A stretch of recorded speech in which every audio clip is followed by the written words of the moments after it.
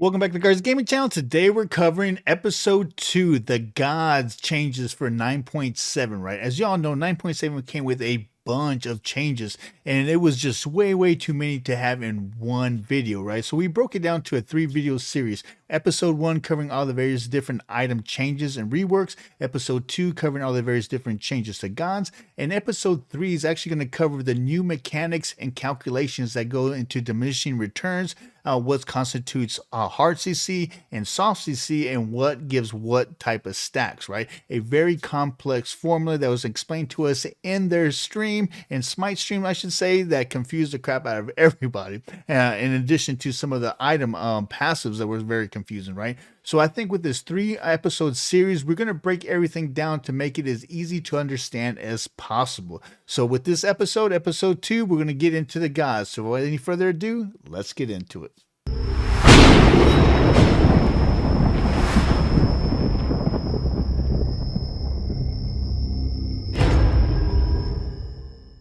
So here we go with episode 2, the god changes, right? So as y'all know, 9.7 is going into effect this Tuesday, which is going to be July 12th. So keep an eye on that. So let's get into this, man. Now, as y'all know, episode 1 of this series covered all the items to include, the new item changes, whether it be nerfs or buffs, reworks, and then the new addition of a earring tier to Smite. So if you haven't seen that episode yet, make sure that you do, man, because there is a lot. I'm talking a lot of changes to items in season 9.7. Okay, so for the god, Akwang, right? So his Dragon King sword, they decrease the time it takes to gain a stack from 12 seconds to 10 seconds. His water illusion, they increase the magical power scaling from 60 to 70. Cerberus, the spirit of death, right? So they increase the healing reduction applied to nearby enemies from 20 to 25. So they increase the healing debuff by 5%. So that's pretty cool, man. Any addition to Cerberus, man, I welcome, right? Paralyzing Spit, increase the base damage from 40, 70, 100, 130, 160. Well, let's just say 10 across the board. So they pretty much just reverted it back to the way it was before they nerfed it last, right? And that's pretty cool, man, because like I said, Serb is one of my boys, so I'm really liking these buffs to him. And Cupid, another hunter I like to play, right? So his Earth Bomb, they increase the damage done to minions from 50% to 60%, which is really nice. That's going to help with his clear, especially if you incorporate something like a Transcendence into his build. It is definitely going to help to build stacks a lot quicker, right? And then his heal, right? His Share of Love, increase the base heal per heart from 30, 50, 70, 90, and 110 to 40, 65, 90, 115, and 140. So we're looking at 30 health late game at max level. That's pretty good, man. That's definitely really nice. Discordia, her Strife, increase the damage from 60, 100, 140, 180, and 220 to 80, 120, 160, 200, and 240. So it looks like 20 more damage across the board on Strife. And her Erratic Behavior, they decrease the cooldown by 1 second. Okay, so moving on to Hera. So her Commanding Presence, right? So increase the cooldown reduction on Argus from 1 second to 1.5 second, and increase the cooldown reductions of Commanding Presence from 0.33 seconds to 0.5 seconds, or half a second, right? Oh my goodness. Hercules. So Hercules, right? They decrease the cooldown of his Driving Strike from 14 seconds to 13 seconds, and his Earthbreaker, they reduce the cooldown across the board by 1 second. So that double stun lock combo that he has, where he hits the earth, pulls you back, and then he goes boom and hits you. They just made that a little quicker for him to be able to recycle and use on you again. So be careful after 9.7, right? Huntbats. So Huntbats overhand smash, right? So Huntbats is now knock up and knock up immune while channeling this ability. And they increase the base damage from 75, 130, 185, 240, and 290. Let's just say, 85, 140, 195, 250, and 305. So it looks like 15 late game, which, man, that Huntbats, I've actually encountered a bunch of Huntbats here in the last few weeks. And I'll tell you what, dude, he's pretty strong in arena, dude. He's definitely really strong. Nike, her rend, decreased the cooldown from 14 seconds. So before her rend was only 14 seconds, no matter what level she was. So now they're gonna scale it down, right? So late game at max level, it's gonna be reduced by 2 seconds. So it's gonna go, instead of just 14 seconds across the board, it'll still start at 14 seconds at level 1, and then it's gonna taper down to 13.5, 13, 12.5, and then 12 at max level.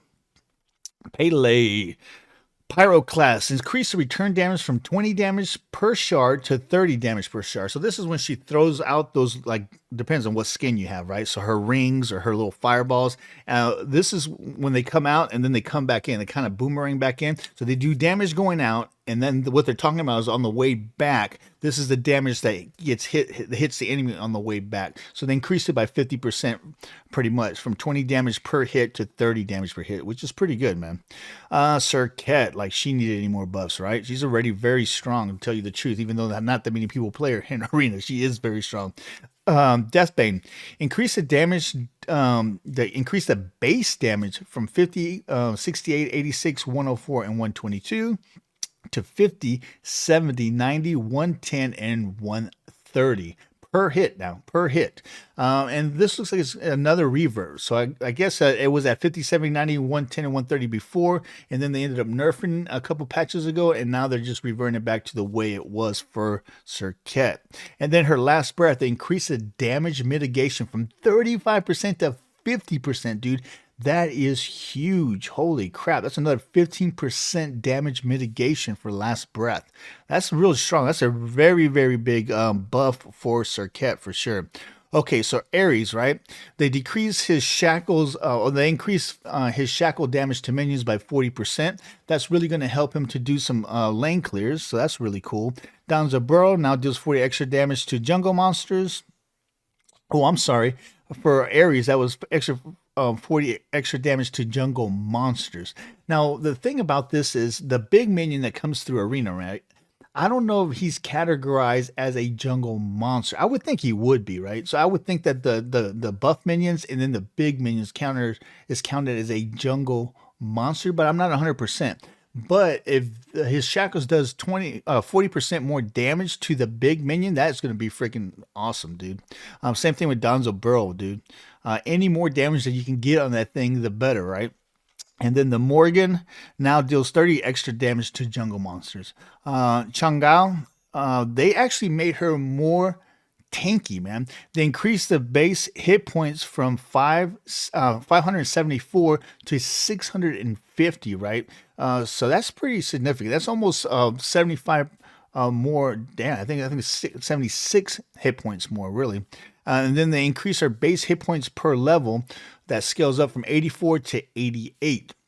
So for a total health at level 20 of 2,410 hit points, up from 2,254. So that's a pretty nice little extra hit point buff for Chang'ao. Okay, so Thor. So for Thor, minions now take 100% from his returning swing. So when he throws his hammer on the return, it does 100% damage to minions, not gods, minions. I know a lot of people are like, no, just the minions, man. And then Zhongqui. I've seen a lot of Zhongquis of late, and they are so freaking tanky, man. I never realized how much life steal or heal this character had. I'm gonna have to play him a couple more times, to tell you the truth, to really get a feel for him. But going against him, dude, it's like a pain in the butt to bring him down, especially if he has any type of life steal on him. But for him in general, they increase his base physical protections from 11.2 to 15.2. So that's pretty significant too, man. Any type of added protections is always awesome, right? Okay, so now we're getting into the big bomb that was dropped on us on the stream that they did revealing 9.7, right? So for the longest time, for us arena players, right, we always complained, that they were always buffing or nerfing these guys because of conquest, and then we always got that ripple effect going into arena, right? So now what they're going to do is they're going to actually have two sets of stats for gods, right? So we're going to have the base stats that the god's going to have for conquest maps, and then stats for the same god outside of conquest maps. So there's going to be two different stats for the same god, right? But it's not going to go, joust, arena, whatever. It's either conquest or non-conquest stats, right? So the way this is going to work, though, they're not going to end up buffing or nerfing individual items. They're actually going to be do blanket buffs on the entire god, right? And this is going to include, how much damage he or she does to minions, how much damage he or she does to gods, how much damage he or she receives, how much healing he or she can do or can be given or can receive, and then the cooldowns, they can nerf or buff either his or her regular attacks or their ultimate attacks. So that's what's going to be. It's going to be a blanket. It's going to be a plus 5%, plus 10% here, plus 3% here per god. And whatever they buff, say they do like, the god now does, 10% less damage for his regular abilities. So obviously that's going to be in all his abilities, unless it says otherwise, right? So the first one on the chopping block is going to be Posh, right? So Posh, what they ended up doing, he's now going to be doing outside of Conquest, so Arena, right? So we don't care about Joust or those other modes. We're going to be talking Arena because we're Arena players, right? So in Arena now, Posh is going to be doing 5% less damage to gods, and he's going to be doing 10% less damage to minions, right? And they also increase the cooldown of his ult by 10% and increase the cooldown of his regular attacks by 5%. For Artemis, she's going to be doing 5% less damage to gods and then increase her ult cooldown by 10%. Aries, they increase his ult by 15%, the cooldown by 15%. And Aries ult does come off a cooldown really, really quick. So I'm not surprised that they, instead of going 5 or 10, that they actually hit him with a 15% ultimate cooldown. So I mean, it is what it is. Now, this is one that kind of threw me for a loop, man, because Capri, as we know, doesn't do that much damage as it is. Capri's like the tank of all tanks, man. His whole existence is to be blunt force, right? To take in blunt force, the tank for his group. But for some reason, they decided to increase the damage he takes by 5%, make him a little bit less tanky, and they increase his non-ult cooldowns by 5%, and then they increase his freaking ult by 15%. I don't know why they gave so much hate to Capri. I just don't know. Poor guy, you know what I'm saying? And then, of course, they had to hit my Zeus, man. You know it was coming. All the crybabies out there that Zeus was OP. Well, yeah, he finally got hit, man. So they ended up taking 10% damage. So Zeus is going to be doing 10% less damage in Arena now. And they increase his non-ult abilities cooldowns by 5%. So not only is he going to be doing 10% less damage, his all his freaking attacks are going to be coming off cooldown a little slower. On top of that, that's also going to take away from his damage at the end of the game, right? Because the longer your attacks are on cooldown, obviously the less attacks that you have going out doing damage. So that should be very interesting. Akwang is actually going to be doing 5% less damage, or he's going to be taking in 5% less damage, which is pretty cool. And he's going to be doing his cooldown. His ultimate cooldown is going to be reduced by 10%, and his so pretty much all his cooldowns are going to be reduced by 10%, and he's going to be taking 5% less damage. So that's going to make Akwang a little bit more survivable to play, right? As y'all know, Akwang is pretty much a mage assassin, right? But unfortunately, because of the fact that he is a mage, he's capped, or he has to make do with all the mage items. So he doesn't have a lot of those physical items that incorporate either lifesteal or any type of protections or as part of a passive. So by giving him, allowing him to have his cooldowns come up a little quicker so he can do his little escapes or his execution, and in addition to making 5% more tanky, I don't think that's going. I think that was a good move on their part for Kwang. Now Arachne, same thing, right? So she's going to be taking 10% less damage, and her cooldown for her ultimate is going to be reduced by 10%. unlike on Kwang though, Arachne I think has a little bit more survivability in the way of her wrap and her freaking alt. So by allowing her to take in 10% less damage and having her cooldown come off 10% faster, I think that's going to be a very, very big buff for Arachne. Bakasora, same thing as Arachne, man. So they're going to give him 10% less damage taken in arena, and his ultimate is going to come off 10% quicker. And Bakasora is one of those guys that you have to get really close hold, and he does have sort of an escape, I guess, because he does have a leap. But I'll tell you what, he's a pretty tough character to play. So, making him a little bit more tankier only made sense. Actually, making any of the assassins tankier, as they pretty much did, makes sense. But especially the ones that we talked about so far were definitely good choices. Obviously, not every assassins getting this buff, but the ones that they did selected to give them thus far, I think makes sense to me anyway. Camazot, same thing. 10%. They took 10% cooldown on all his abilities, whether it be his ult or not. So that's really good. Okay, Janos. Janos is going to be doing 10% damage to gods, so that's really good. So they're gonna allow to beef up his snipe, right? At one time, Janus's glory to fame was those snipes from one end of the map to the other, right? But over time, they freaking nerfed him so much that while he still did pretty decent damage with his snipes, it wasn't as freaking pretty much critical one-hit kills as it used to be. So being able to, tag on 10% more damage is going to be huge for Janos. So I'm glad to see they did that. Set, man, this guy is pretty much a unicorn and freaking arena, dude. There's very, very few people I've ever seen actually play this god, and that's because, in my opinion, his kit is just horrible. I mean, it's just a horrible kit, man. But don't get me wrong, I've seen some players do really, really well with Set. Heck, Nightwing can play him very, very well, right? I myself, not so much.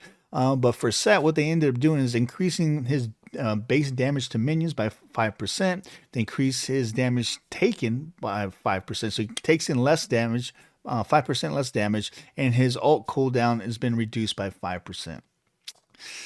We'll have to see. Like I said, I don't even know how to comment on this one because I only played Set maybe like 2 or 3 times in my whole life. And that was probably 2 or 3 years ago when he first came out. So it is what it is. We'll see how that comes out, right? Now, Serket, what they ended up doing for her, she's going to be taking 10% less damage, and she's going to be doing 5% more damage. So she's taking in 10% less damage and will be doing 5% more damage. So that, I'm telling you, dude, Serket got a lot of buffs in 9.7. I would not be surprised if we see a bunch of new Serket players. But that's pretty much it for the 9.7 God updates, man. So what do you think, man? The biggest highlight of this whole 9.7, though, was that conquest, non-conquest type buffs and nerfs that we're going to see going forward, man. I think that makes a lot of sense. And I hope this is the first step into maybe getting conquest, non-conquest type item passives, right? I would love to see items that we already have in play maybe get a non-conquest passive of counter CC type elements. I think that would be freaking awesome, dude. But who knows, man. But anyway, this wraps up episode 2 of our 3 episode series for 9.7, right? So for episode 3, we're actually going to break down the diminishing returns and the new formulas for what constitutes hard CC and soft CC, right? And what gives what stacks. So yeah, it was very confusing when we're sitting there listening to them trying to explain this in their freaking stream, right? So I'm actually going to take a deep dive, look over it, and try to break it down Barney style, right? As easy to understand as possible, because in Arena, this is going to be huge, man. As we all know, out of all the modes, man, Arena has the most chain CC of any modes. I don't care what anybody says. For the simple facts that you always have 5 gods on 5 gods engagement, right? So the ability to produce 5 Chain CC gods attacking at the same time is a lot greater than any other mode, right? So it's important that we understand the CC element of diminishing returns and what constitute what. But anyways, look for that tomorrow. That's going to be episode 3. Hey, and if you're new to your channel, don't forget to hit that subscribe button, man. We usually put out videos every Friday, Saturday, and Sunday. I haven't missed a Friday, Saturday, Sunday in over 2 years that the that the channel's been alive, right? And we also stream every Tuesday at 11:30 Eastern Standard Time in the morning. I like to, do at least one stream a week where I, play with my subscribers, hit their arena, shoulder to shoulder with all my Reapers and my Grim Reapers. And speaking of Grim Reapers, don't forget that YouTube now has memberships. It's very similar to Twitch subscriptions, right? And we have gifted memberships. It's very similar to Twitch's gifted subs, but you have to opt in to be able to receive a gifted membership. And I did a video on that, and it's probably going to be one of those little cards at the end of this video. So make sure you look at that, because there are some steps you have to take to actually turn on your account to be able to receive gifted memberships from us. Hey, and if you're looking for a way to support the channel, hey, become a Grim Reaper, man. Hit that join button down there and buy a membership, man. We'd really appreciate the support. Again, if you're new to the channel, please subscribe. I'm Garza, your OG on the GC. See you next time.